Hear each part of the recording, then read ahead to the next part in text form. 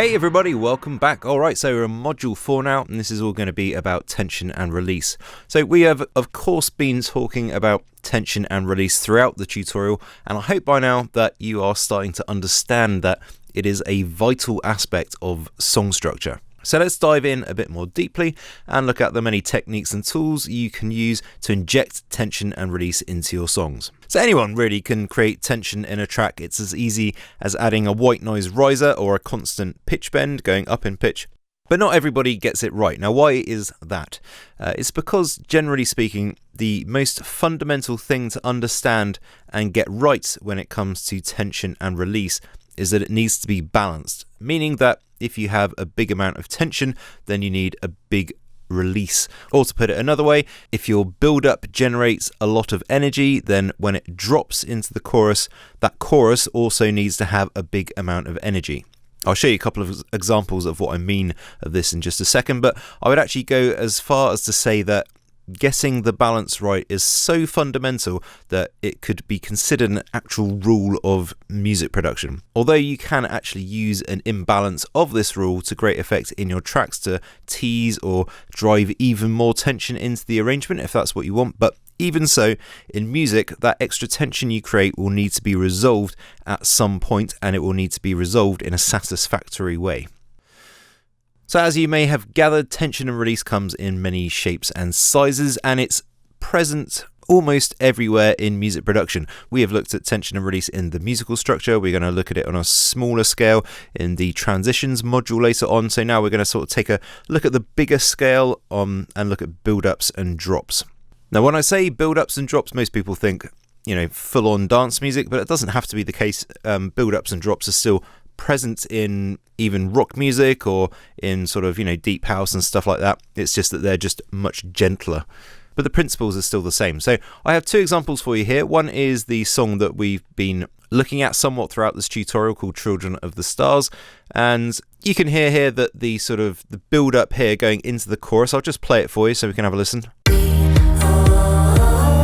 That is all because we forgot where we're from.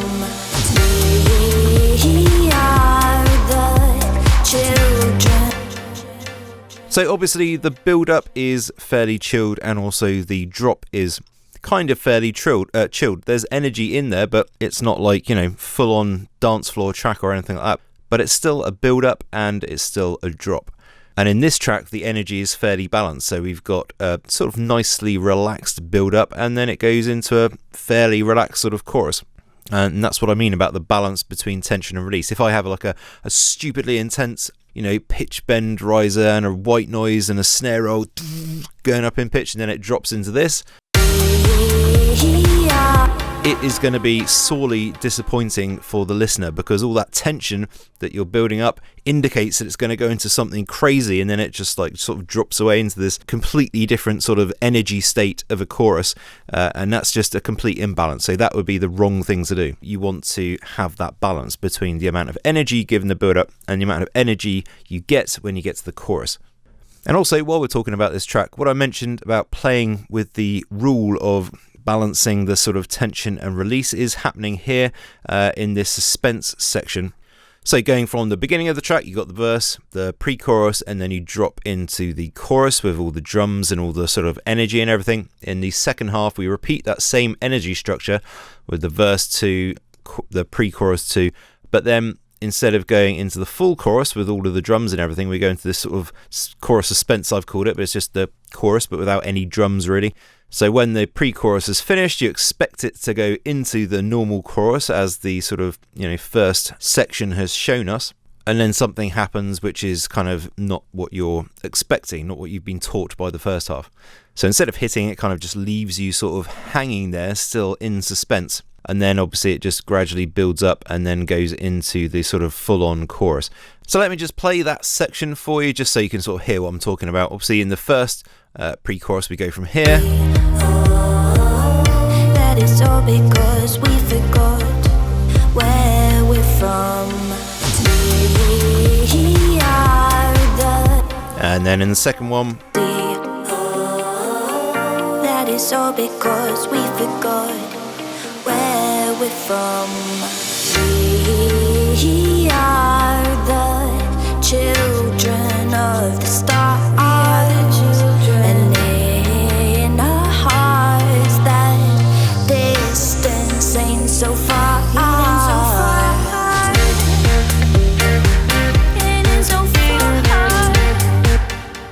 So with that, with the extra suspense section, you got to just make sure that the payoff when the track actually comes back in is satisfactory enough that it offsets or balances out, the amount of tension that you've created. And because we've created more tension in this section, I've had to make that chorus just slightly more energetic, which is why we've brought the guitar in. Obviously, that's a nice rhythmic element. We've got all of the drums, so all of the extra hats, the big open hat and all of that, so it's nicely balanced when it comes back in. You also hear this a lot, as you'll hear in some of the examples coming up, that you have this sort of kind of build up and then a false drop where it kind of makes it seem like all the energy's there, it's going to go into the track, but then it sort of drops off and then has another build up. It's quite a very, very common thing in dance music. And when used correctly, it is really powerful technique for generating even more energy and also for taking people on that sort of journey that you want, all the ups and downs and the tension and release and all that jazzy stuff. So let's have a look at one more example. In this lesson, we're going to look at some more in other lessons as we go through. So what I'm going to play is our track called Dream Machine. It's a hard house track, right? So I know this is definitely not going to be everybody's cup of tea at all. And this is what I made when I was sort of first got into music production, actually. So we're talking like 15 years ago, but it's a prime example of how to balance the amount of energy created. And in hard house, you generate a lot of energy, like super intense build-ups, and then crack into a super energetic chorus. And I just want to sort of play that. It's kind of funny as well, so I'll just play it from just before the main breakdown. So it breaks down, got this weird little vocal sample bit in there, and then it builds back up into the track. So I'm just going to play that section for you, okay? Here we go.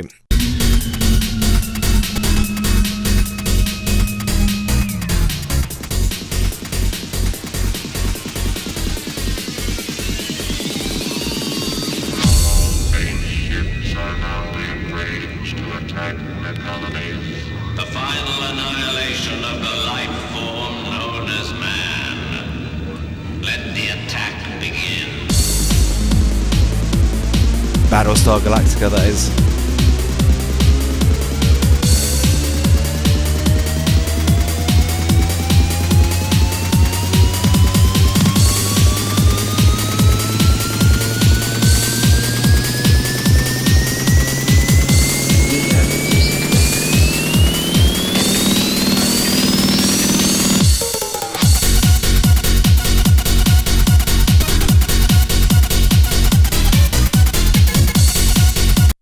Okay, so there we go. Obviously you can hear there's a super intense build up. Can you imagine if I went from that into the last track of the chorus? It would just be so completely unbalanced that it would just be like, what? I'm not listening to this track anymore. This guy's ridiculous. So it's just to illustrate that it has to be balanced. Okay, I think I got that point across now, so I'm going to stop yammering on about it. So that's it for this lesson. In the next few lessons, we're going to look at ways in which you can actually make or create tension and release happen in your tracks. When it comes to song arrangement, it's always going to depend on the type of track that it is and the sort of level of energy that you're generating in your chorus sections, of how much energy you want to put into your build-ups. So that's the most important thing to understand. Now let's look at the tools that you can use to actually create that energy. Thanks for watching, guys and girls. See you in the next one.